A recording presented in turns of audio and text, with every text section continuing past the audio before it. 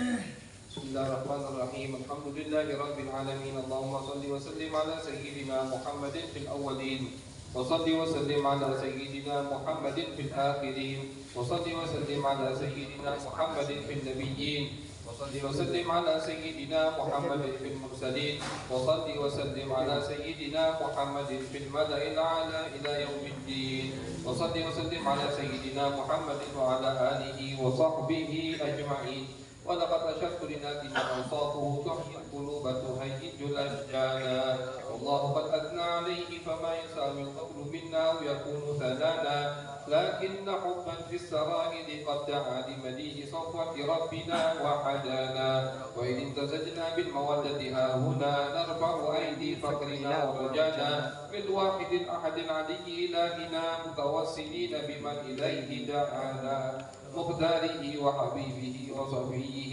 للوجود به الإله حبانا يا ربنا يا ربنا يا ربنا بالمصطفى اقبلنا أجب دعوانا أنت لنا يا ذكرنا في هذه الدنيا وفي أخرانا أصلح لنا الأحوال واغفر ذنبنا ولا تؤاخذ ربي إن أخطأنا واسلك بنا في نهج طه المصطفى ثبت على قدم الحبيب خطانا هدنا بفضل منك طلعة أحمد في بهجة عين الرضا ترعانا اربط به في كل حال حبلنا وحبال من ودى ومن والانا والمحسنين ومن أجاب نداءنا وذوي الحقوق وطالبا أوصانا والحاضرين وساعيا في جمعنا ها نحن بين يديك أنت ترانا ولقد رجوناك فحكم سؤلنا واسمع بفضلك يا سميع دعانا وانصر بنا سنة الله في بقاع الأرض واقمع كل من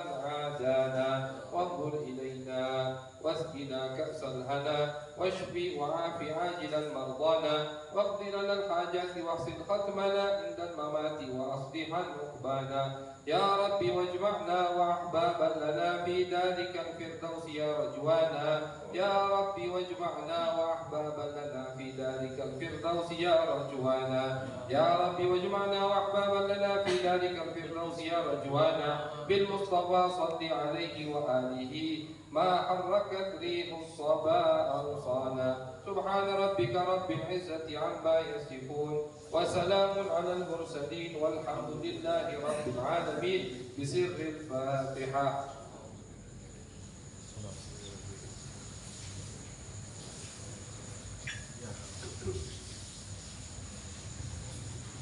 Bismillahirrahmanirrahim. Alhamdulillahi rabbil alamin wa bihi nasta'in ala umuri dunya waddin. Sallallahu ala sayyidina Muhammadin khatamin nabiyyin wa ala alihi wa sahbihi ajma'in.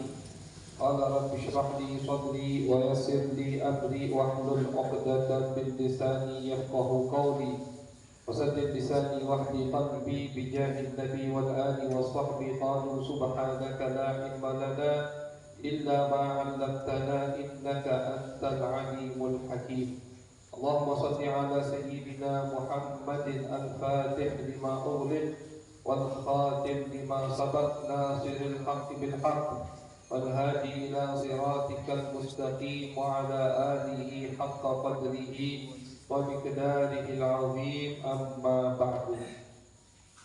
وبالسند المتصل إلى الإمام المؤلف العالم العلامة المحدث أبويا السيد محمد علوي المالكي الحسني رحمه الله تعالى في كتابه خصائص الأمة المحمدية إلى أن قال فضل الصف الأول وما يتعلق بالصفوف ومن فضائل هذه الأمة ما جاء في فضل الصف الأول.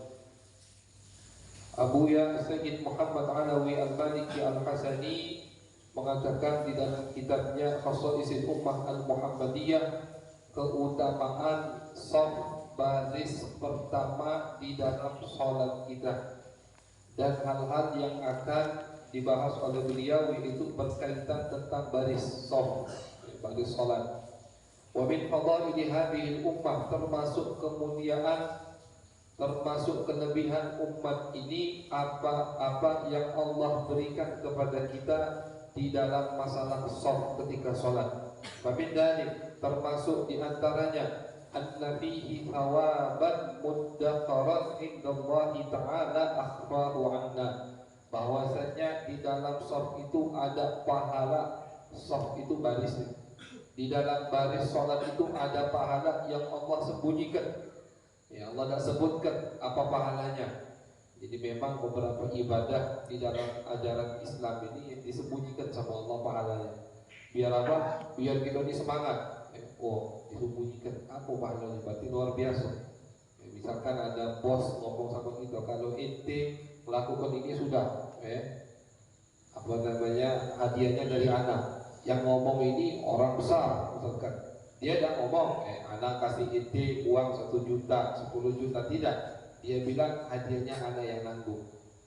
Tapi yang ngomong orang yang dermawan, orang yang kaya, orang yang mempunyai jabatan, misalkan. Kita langsung percaya, atau kita langsung pasti berharap pahala atau ganjaran hadiah yang besar. Tak mungkin dia ngasih 1 juta, begitu.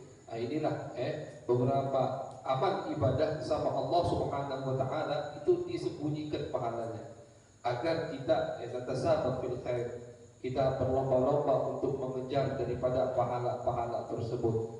Termasuk daripada yang disembunyikan oleh Allah Subhanahu wa ta'ala adalah pahala yang ada di barisan pertama. Nabi besar Muhammad sallallahu alaihi wasallam bersabda, "Lau ya'lamun nasu ma fil nida'i was-saffil awwal thumma lam yajidu illa an yastahimu alaihi lastahamu." Kata Nabi besar Muhammad SAW, kalau manusia itu tahu, kalau umatku tahu apa yang Allah siapkan dari pahala di dalam azan, memandangkan azan, was-saffil awal, dan barisan yang pertama, thumma lam yajidu, kemudian mereka tidak bisa sampai kepada azan, atau tidak bisa azan atau di barisan pertama, kecuali mereka rebut-rebutan, lastahamu, mereka akan berebut-rebutan, akan pakai undian kalau boleh, kalau bisa pakai undian-undian untuk merebut berada di shaf belakang, untuk berebut memandangkan azan, kata Nabi besar Muhammad sallallahu alaihi wasallam. Cuman kita tidak tahu. Jadi lau, umpama, kata Nabi. Cuman karena kita tidak tahu, akhirnya sekarang lihat, yang mau di shaf depan itu maju mundur, ya majulah. Tawadhu, itu tidak ada tawadhu di dalam ibadah, tidak ada. Rendah hati, silakan. Ana masih muda, silakan. Ana masih bodoh, tidak ada. Barisan depan itu semua berhak untuk maju, kecuali di belakang imam. Nah, kalau di belakang imam baru itu ada hadisnya, dianjurkan yang di belakang imam orang yang paham masalah sholat, paham masalah sholat. Sekiranya kalau imam batal, dia bisa gantikan, itu aja. Cuman yang di samping-sampingnya itu tidak ada harus orang alim, tidak. Tasabat fil khairat, berlomba-lomba. Siapa dulu, siapa cepat, dia yang dapat, begitu. Itu di dalam ibadah. Kalau di dalam dunia baru boleh kita duluan. Kalau misalkan makan, antum dulu makan, anak nanti aja, antum dulu makan, anak nanti terakhir, itu tidak apa-apa, bagus. Tapi kalau dalam ibadah makruh hukumnya. Antum aja yang depan, anak di shaf 2, makruh hukumnya, tidak boleh itu. Jadi kalau kosong cepat-cepat maju. Kalau kosong cepat-cepat maju, biar kita dapat pahala yang Allah siapkan untuk kita, dan Allah sembunyikan pahala ini saking besarnya pahala tersebut. Wa kana sallallahu alaihi wasallam yastaghfiru li ahli shaffil awal. Nabi besar Muhammad sallallahu alaihi wasallam yaitu meminta ampunan kepada Allah untuk orang yang berada di shaf pertama. Dimintakan ampunan oleh Nabi besar Muhammad sallallahu alaihi wasallam. Anil Irbad bin Sariyah, dari sahabat Irbad, beliau mengatakan anna Rasulullah SAW, bahwasanya Nabi besar Muhammad SAW kana yastaghfiru lis-saffil muqaddam thalathan wa lithani marratan, bahwasanya Nabi besar Muhammad SAW itu memintakan ampun kepada Allah Subhanahu wa ta'ala untuk yang berada di barisan pertama 3 kali. Nabi minta ampun.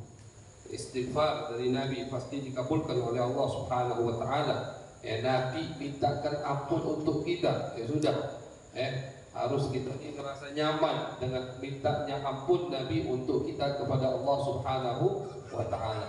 Yang berada di barisan depan 3 kali Nabi minta ampun, yang berada di barisan kedua sekali, yang berada di barisan ketiga tidak ada riwayat Nabi memintakan ampunan kepadanya. Ini termasuk salah satu keutamaan barisan pertama, bukan semuanya, karena masih banyak yang lain yang Allah sembunyikan. Badillah wa malaikatuhu al-kiram, bahkan Allah subhanahu wa ta'ala dan malaikat-malaikatnya yang mulia yad'una li ahli as-saffil awwal bil ghufrani wa ridwan, memintakan malaikat itu memintakan ampun kepada Allah. Jadi bukan Nabi malaikat juga memintakan ampun untuk kita yang berada di barisan pertama. Jadi sangat luar biasa, masyaallah hadirin. Orang kalau istiqomah, rajin dia di barisan pertama, ini tidak masuk akal orang tersebut akan meninggalkan salat berjamaah. Jadi jangan kita anggap sepele. Sunnah Nabi besar Muhammad SAW sekecil apapun jangan kita anggap sepele, karena pasti ada kaitannya dengan hal yang lebih besar lagi. Orang yang hadir, yang rutin sholat jamaah, kira-kira masuk akal tidak dia meninggalkan sholat? Tidak. Mau sholat jamaah saja dia rajin. Di masjid saja dia tidak pernah alfa, tidak pernah ghaib di masjid.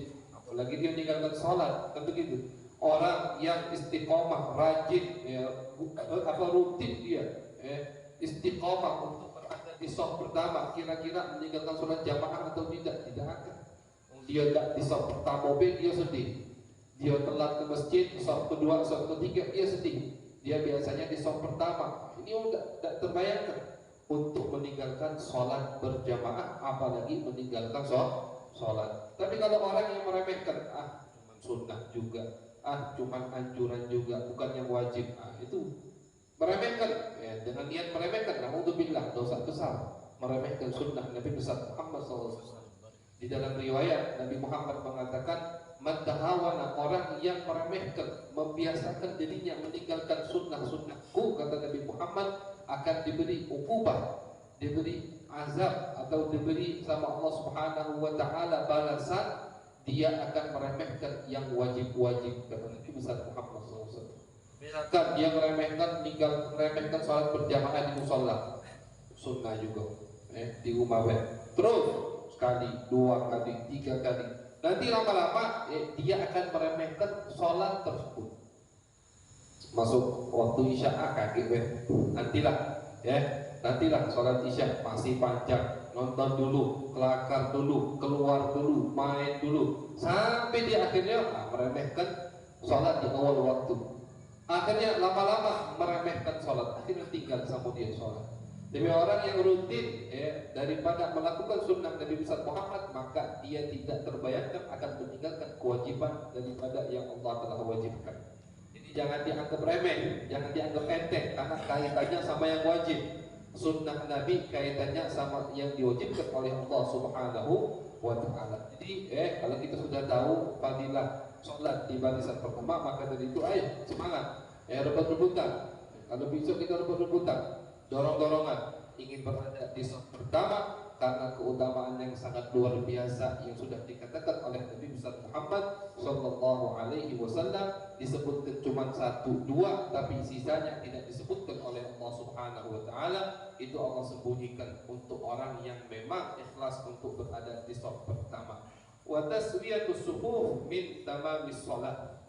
Abu Sayyid Muhammad Alawi Al-Maliki kemudian mengatakan bahwasanya taswiyatus sufuf, kita merapikan barisan sholat itu min tamamis sholat, termasuk sempurnanya sholat kita. Nabi besar Muhammad Sallallahu Alaihi Wasallam mengatakan sawwu sufufakum fa inna taswiyatas saffi, wa fi riwayah fa inna taswiyatas sufuf min tamamis sholat, wa fi riwayah min iqamatis sholat.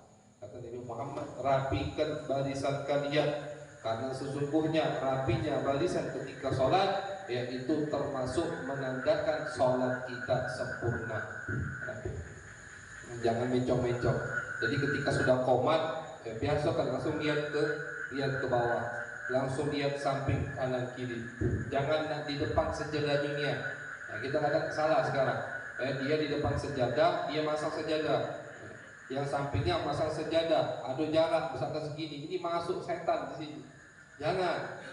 Walaupun sajadah kita ini dipakai sama orang atau kita pakai sajadah orang lain, tidak apa-apa. Yang penting kaki sama kaki ketemu, bahu sama bahu ketemu. Jangan sampai ada jarak. Ya. 3 jari jarak segini itu setan masuk, kata Nabi besar Muhammad SAW. Kalau sudah setan masuk ya sudah, ya mustahil salatnya nak khusyuk. Bagaimana salatnya mau khusyuk? Setan di sampingnya, langsung utak-atik sama setan. Yang dijotik masalah di pasar, jotik masalah yang pagi tadi, masalah yang siang, yang sekarang tidak terpikirkan oleh kita. Sekarang ini kita tidak memikirkan masalah tadi siang, tapi pas sholat langsung terbayangkan lagi, macam diputar lagi video dari siang. Siapa yang putar itu? Setan. Yang megang remote-nya setan. Kenapa? Termasuk sebab setan bisa mengganggu sholat kita karena kita kebiasaan tidak perhatikan masalah soft, masalah barisan. Maka dari itu jangan diremehkan sunnah Nabi. Sunnah Nabi itu walaupun di mata kita seakan-akan kecil, tapi itu faedahnya sangat luar biasa. Jadi kalau ada renggang, itu setan masuk. Jadi jangan kita renggang. Jangan patokan dengan sajadah kita, salah. Patokan dengan kaki, kaki ketemu kaki, bahu ketemu bahu. Karena ini juga termasuk sifat umat Nabi besar Muhammad SAW yang Allah sebutkan di kitab-kitab terdahulu.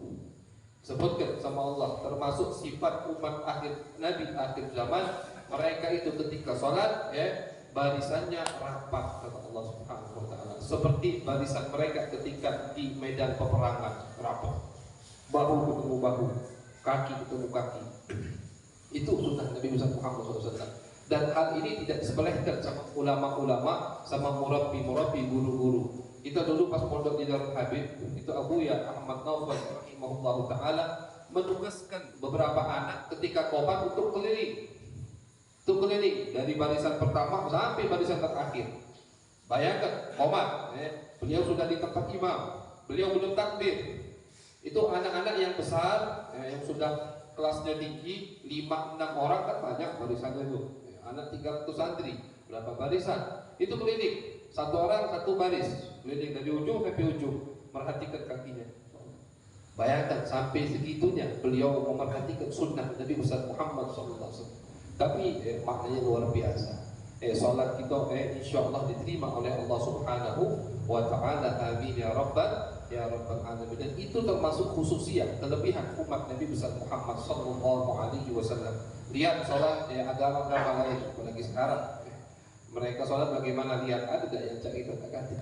Ini kelebihan yang sangat luar biasa dari Nabi Muhammad SAW. Bayangkan, misalkan kita 5 waktu dalam sehari, 5 kali kita selalu bersampingan dengan teman kita, dengan saudara semuslim. Bayangkan bagaimana hati kita makin kuat dengan saudara seiman. Ngerasa, oh ini saudara aku, ini kami ini seiman, kami ini seagama, Nabi kami satu, sholat kami sama, kiblat kami satu, kitab kami satu.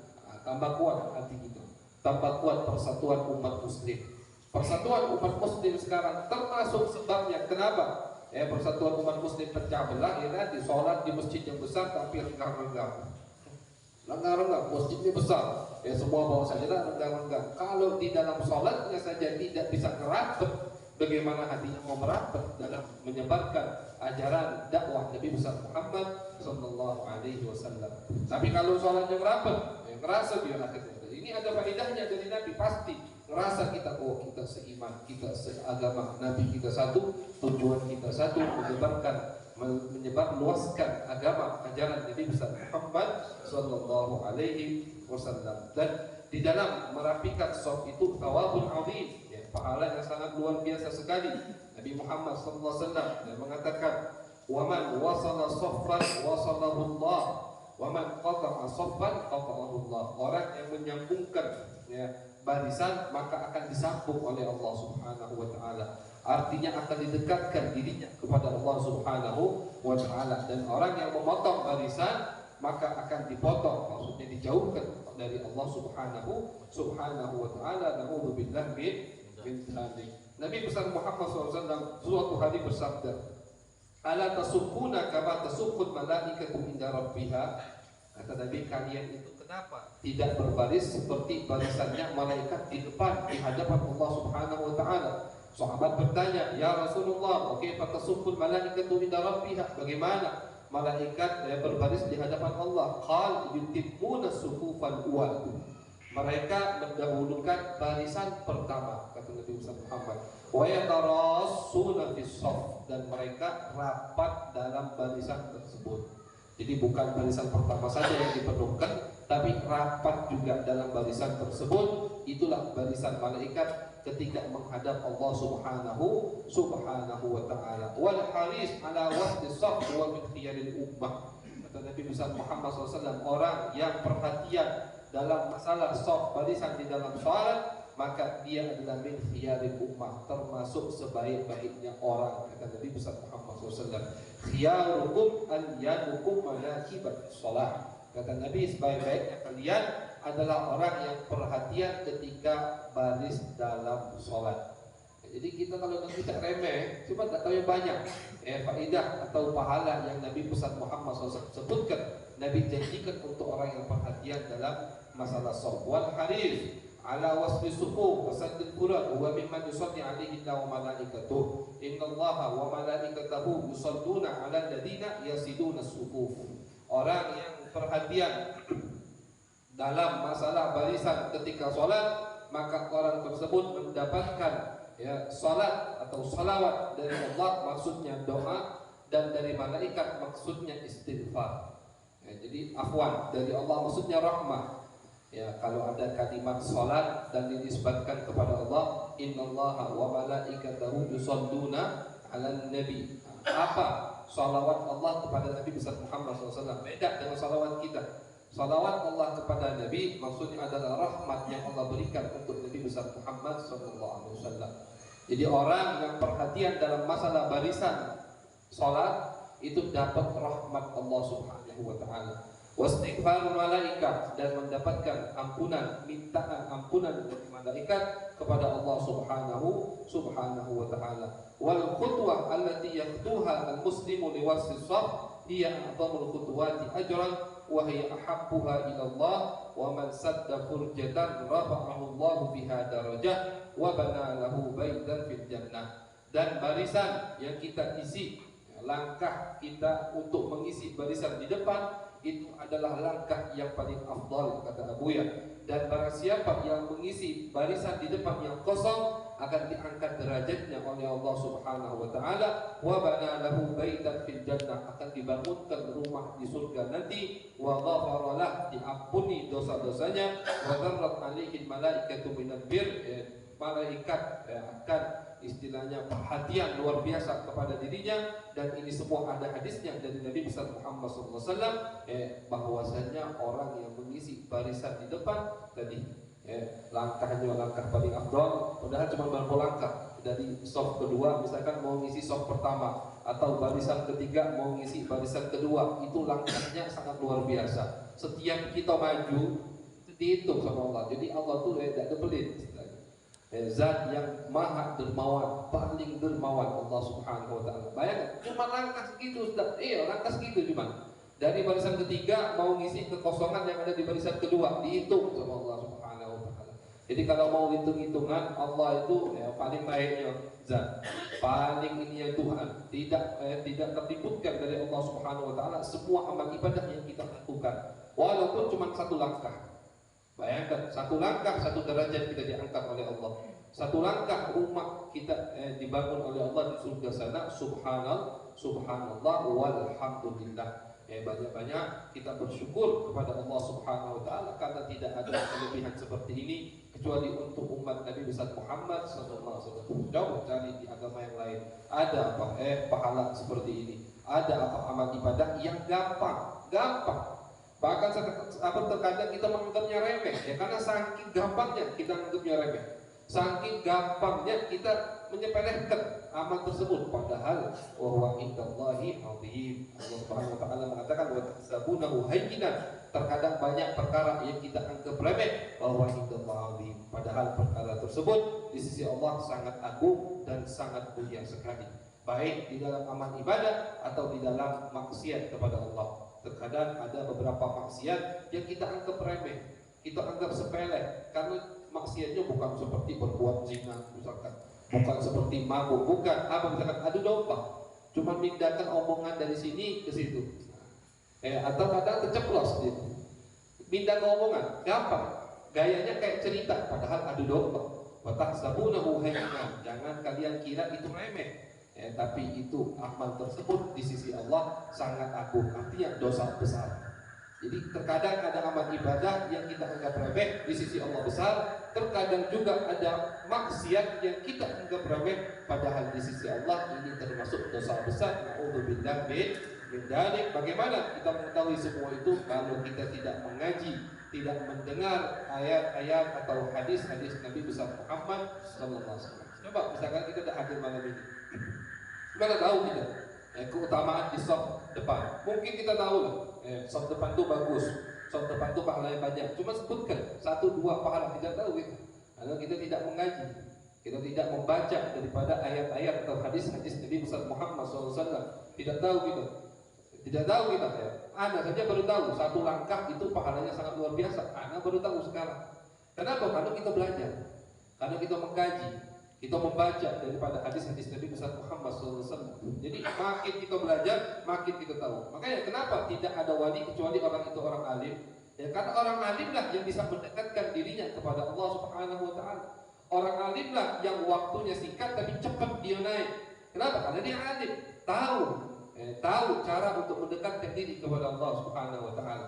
Misalkan orang yang bukan orang alim, yang tidak tahu, tidak mau dia maju ke saf kedua, ke saf pertama. Tapi orang yang alim, yang habis hadir majlis taklim, maju dia. Jelas ini lebih tinggi derajatnya daripada orang-orang yang lain. Jadi sekali lagi ya, Al-Fakir ulangi, inilah pentingnya kita hadir majlis taklim, pentingnya kita mendengar hadis-hadis Nabi besar Muhammad sallallahu alaihi wasallam. Jadi umur kita yang pendek, umur kita yang singkat, tapi insyaallah amal ibadah kita banyak, amal ibadah kita dilipat gandakan oleh Allah Subhanahu wa taala. Amin ya rabbal alamin.